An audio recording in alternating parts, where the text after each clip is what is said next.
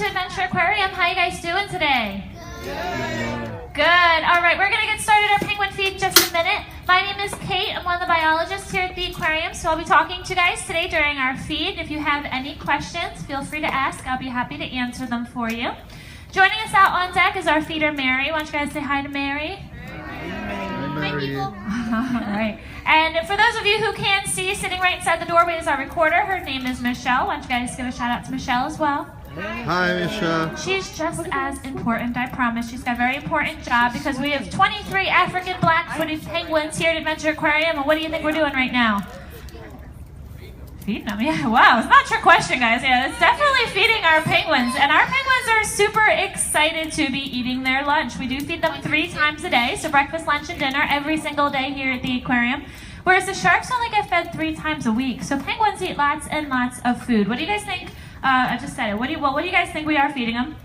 Fish. I heard sardines. We tried sardines and the fish went, ew, or the penguins went, ew, I don't like sardines. So we don't have sardines anymore, but we do have a variety of different kinds of fish coming out of that big silver bucket. The tiny little silver fish right there is a capelin, closely related to sardines, but it is a capelin. Makes up the majority of the bucket and therefore the majority of their diet. We also have herring in the bucket as well. Herring is a little bit bigger, but the rule is as long as it fits the width of their beak, they can swallow it right down into their stomach. So sometimes they're swallowing fish that are almost as long as they are. And then how many of you guys out there like calamari? Anyone like calamari? I know I do.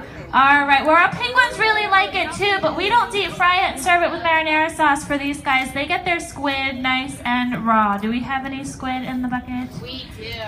Yummy, yummy, yummy. How many of you guys see that and still like calamari? Still yummy, right? Yeah.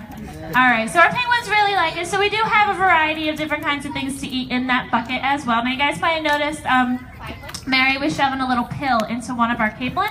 It's just a vitamin. Every single one of our penguins gets a little multivitamin every single day, and we just slip it into their fish and then feed it to them. Sometimes we think that the penguins know it's in there, but they normally don't know that it's in their fish, so they get their vitamin every single day. Now, as she feeds a fish to one of our penguins, she's calling out a number. You guys might have noticed that all of our penguins are wearing a little band on their right wing with a number on it. And that is pretty much a name tag. It's the quickest and easiest way for us to tell all of our penguins apart, because just by looking at them, most of them look very, very similar. So if you work with them long enough, you can kind of start to tell who's who. But for the most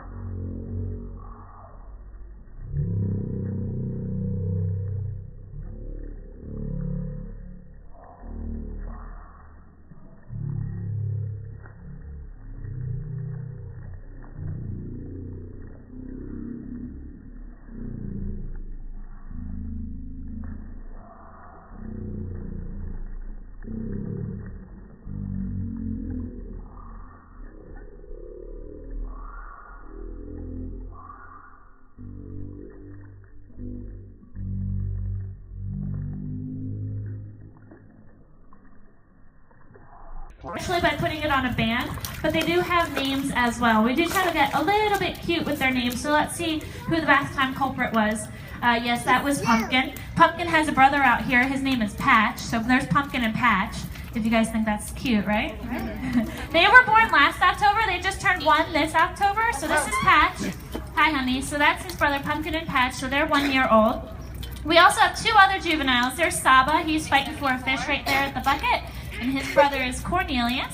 And they are our 4 juveniles. So Pumpkin, Patch, Saba, and Cornelius are juvenile penguins, which means they're not quite adults, but they're not babies anymore. So you can see that even though they are the same size as all the adult penguins, they have a different coloration. They have their juvenile feathers rather than their adult feathers, which means they have more of a solid gray color all down their back, instead of having the black and white tuxedo look. They don't have the white that comes up around their eye. They don't have the solid black band across their chest yet. So they will get their adult feathers when they're between maybe 1.5 or 2 years old, at which point they will go through what we call a catastrophic molt. All of their feathers will fall out, and it happens all at one time, so it makes them look like a baby penguin again. But once they are finished their molt, their old feathers fall out and their new feathers grow in, at which point they'll have their adult feathers. And then once a year, all of our penguins will go through that molting process. They got to make sure they keep their feathers nice and clean and new. So they do it about once a year where they go through that molt. All right, do you guys have any questions about the penguins now that we've been feeding and out here talking? Again, they are an African species of penguins. These are African black-footed penguins. They are from the southwest coast of South Africa, all along the beaches and a couple of the islands right there off the coast as well. Go ahead. What are the holes for? So we have holes back here on the side of the building. They are what we call nest boxes, and they're pretty much like individual penguin bedrooms. Our penguins are very territorial, and they like to have their own space. So all of our mated pairs have claimed a nest box as theirs. There's no rotation, there's no sharing. As long as they're here at Adventure Aquarium, that is their bedroom. So right now they're very preoccupied with lunch, but eventually some of them might go into their little nest boxes and take a nap and hang out. So they do like to go in there. And Pumpkin is extremely excited about his bath time right now. Oh my goodness. You're showing off that you are an excellent swimmer, by the way. So they are waterproof. Their outer layering of feathers, I like to call it a raincoat, so those are waterproof feathers. Underneath is the sweater. They're the downy layer that's going to help keep them dry and warm. This water is very, very cold, normally anywhere from about 55 to 65 degrees, so it's very chilly water. But one of the things you can notice while he is swimming, his wings, because they are birds. Penguins are still birds. They are covered in feathers. Why can't Oh my goodness. That's what you Just fell get. in the water, honey. But their wings are shaped more like flippers, like you would see on a dolphin or a whale, and that's what's going to help give them their speed. And they can get up anywhere from about 10 to 15 miles per hour under the water. They also have webbed feet like a duck, and they're going to use that as a rudder. They're going to move their feet around and help change direction while they're in the water as well. So lots of different adaptations for being able to swim so well. And whenever he rolls over onto the side and flaps his wing like that, that does mean he's cleaning himself. That's how he's taking care of those feathers, making sure he stays nice and clean. So that's how I know he's just having a very exciting bath time right now. Go ahead. What are the rocks for? Lots of times we just put them out here. Not only does it add a natural element to the exhibit, some of our penguins do like to hop and stand on top of the rocks. But we also layer it between every single one of these nest boxes to kind of create a little visual barrier between the nest boxes. Remember,